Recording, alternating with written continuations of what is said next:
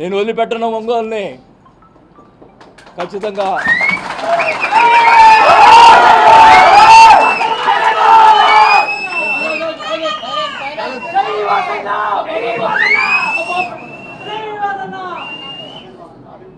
ఖచ్చితంగా చెప్తా ఉన్నా, నీకేమన్నా దమ్ము ధైర్యం ఉంటే నా మీద పగ తీసుకో, మామూలు కార్యకర్తల మీద కాదు. మేము తిరగబెడతాం, మా వాళ్ళు ఎక్కువ తక్కువేం కాదు. నేను మధ్యలో వస్తే గొడవలు ఎక్కువ అవుతాయని చెప్పి మధ్యలో రాలా, కానీ మీరు మీ చర్యలు చాలా దుర్మార్గంగా ఉన్నాయి. ఒక ఆయన ఏమో ఫ్లెక్సీలు వేస్తాడు, చోటగాడు పారిపోయాడు, అబ్బా కొడుకులు పారిపోయారు,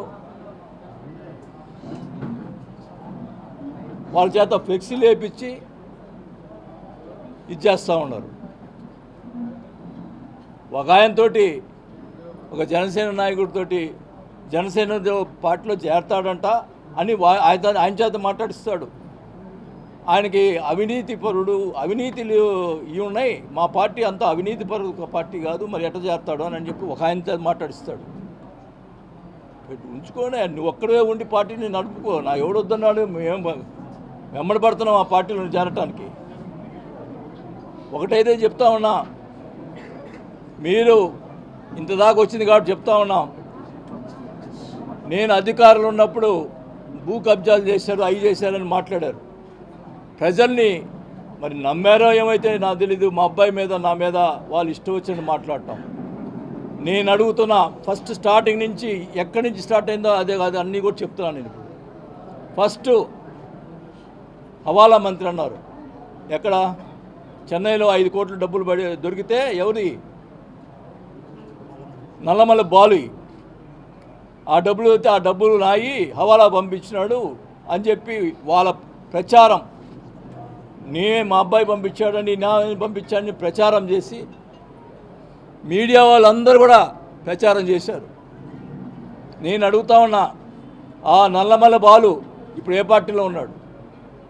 మీ పార్టీలో ఉన్నాడు. చాల్చండి, అది నేను హవాలా చేశానా, నల్లమల్ల బాలు డబ్బులు చాల్చండి. సిగ్గుంటే దమ్ముంటే చాల్చరా, చాల్చు. ఇష్టం వచ్చినట్టు ప్రచారం చేశావు, ఇష్టం వచ్చినట్టు మీడియాలో మాట్లాడిచ్చావు. తేల్చండి. అది ఫస్ట్ నెంబర్ 1. అది నెంబర్ 2, ఇక్కడ బ్రాహ్మిన్స్ ల్యాండ్ ఉంది. ఉన్నమ్మా, ఎవరు మాట్లాడదు. బ్రాహ్మిన్స్ ల్యాండ్ ఉంది. ఆ బ్రాహ్మిన్స్ ల్యాండ్ సంబంధించి మనిషి ఎవరైతే ఆ రోజు నా దగ్గరికి వచ్చి ఈ ల్యాండు నేను కొన్నాను, నాకు కావాలని చెప్పి మా పార్టీ వచ్చి అడిగాడో, అప్పుడు నేను ఎంఆర్ఓని పిలిపించి మాట్లాడాను.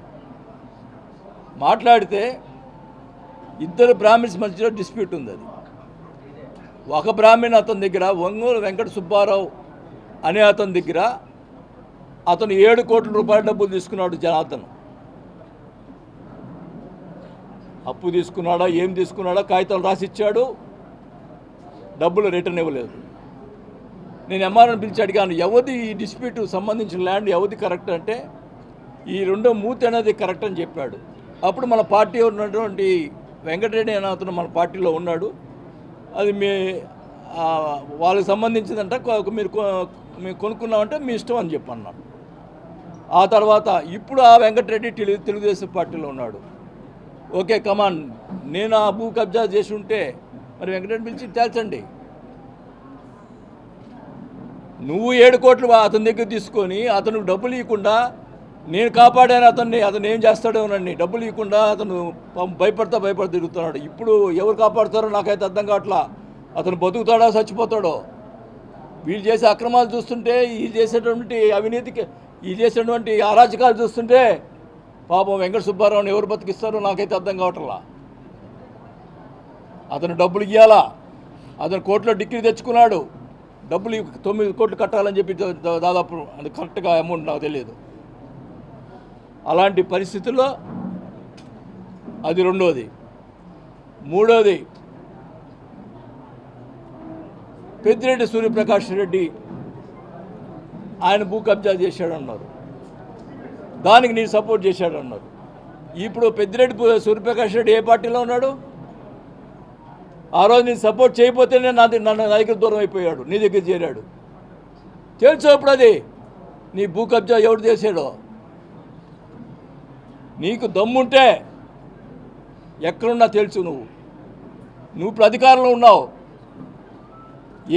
ఏ ఎమ్మెల్యే కూడా మన పార్టీ వాళ్ళు కొంతమంది బాధపడుతున్నా కూడా నేను సిట్ వేసాను. చాలామంది చెప్పాను, ఎస్పీకి కలెక్టర్కి వాళ్ళు సరిగ్గా పని చేయకపోతే సీఎం కంప్లైంట్ చేశాను. నేను నా క్యారెక్టర్ అది. ఈరోజు అధికారం లేదు కాబట్టి నువ్వు ఏమైనా చేయగలవు, నువ్వు రుజువు చేయాలా. నీ ఇష్టం వచ్చినట్టు ప్రచారాలు చేసి మా అబ్బాయి మీద క్యారెక్టర్ని దెబ్బతీసావు, ఇష్టం వచ్చినట్టు చేసావు. అన్నిటికీ ఓచుకునే కొన్ని ఎక్కువ చేసావు. నీ సోషల్ మీడియాలో ఇష్టం వచ్చినట్టు ప్రచారాలు చేసి భూ కబ్జా చేశాడు చూపి నీకు. పోతే మా వియ్యంకుడు సంబంధించినటువంటి విలాస్ దాని మీద అవినీతి జరిగింది, అక్రమాలు జరిగిందని. ఓకే, వాడేవాడు గుప్తా, వాడేవాడు ప్రెస్ మీట్ పెట్టి అక్కడ జరిగింది ఇది నీ అని చెప్పడానికి. ఓకే, నీకు అధికారం ఉంది, రా. ఏం తప్పు జరిగింది, రా, నోటీస్ లీవు. అది కరెక్ట్ కాదో తెలిసిపోతుంది. ఈ రాష్ట్రంలో విల్లాస్ కట్టినటువంటి చాలామంది ఉన్నారు. వాళ్ళకి లేని మాకు ఉన్నాయి కూడా, వాళ్ళకి లేని కూడా ఉన్నాయి.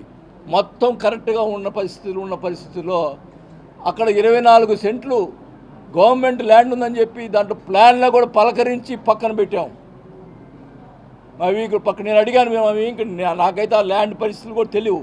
అడిగాను, ఏమైనా తప్పులు ఉన్నాయా చెప్పు అని అడిగితే టోటల్గా 24 సెంట్లు ఉంటే అది కూడా ప్లాన్లో చూపించి అది గవర్నమెంట్ ల్యాండ్ అని చెప్పి క్లియర్గా ప్లాన్లో చూపించి పక్కన పెట్టాము అని చెప్పి క్లియర్గా చెప్తే ఇష్టం వచ్చినట్టు మాట్లాడతారు. అంటే మా వ్యాపారం, అంటే మా వియ్యంకుడు డబ్బులు సంపాదించుకోకూడదు, ఆయన సంపాదిస్తే నాకేం డబ్బులు పెడతాడని దాని వ్యాపారానికి ఇది చేస్తున్నావు. సిగ్గులేదా నీకు? ఏం మాట్లాడతావు? నీకు నీ రాజుపాలెంలో ఎన్ని ఎకరాలు ఉంది? నీది గవర్నమెంట్ ల్యాండ్ ఎన్ని ఎకరాలు ఉంది? అయినా కూడా నేను ఎప్పుడు మాట్లాడలేదే. ఓకే, నువ్వు తప్పుడోడివి, నేను తప్పుడోడుగా నేను ఒప్పుకోను, తెలుసు. ఏదున్నారా నోటీసులు ఇచ్చుకో, ఏమేం చేసుకో, అంతేగాని మనుషులను పంపించి అక్కడ ఆ విలాస్ దగ్గరికి పంపించి దౌర్జన్యంగా మనుషులు పంపిస్తావా? చెప్పుతావు, కొడతావు, ఎవరు వచ్చినా కానీ చెప్తాను. ఏమనుకుంటున్నారు మీరు?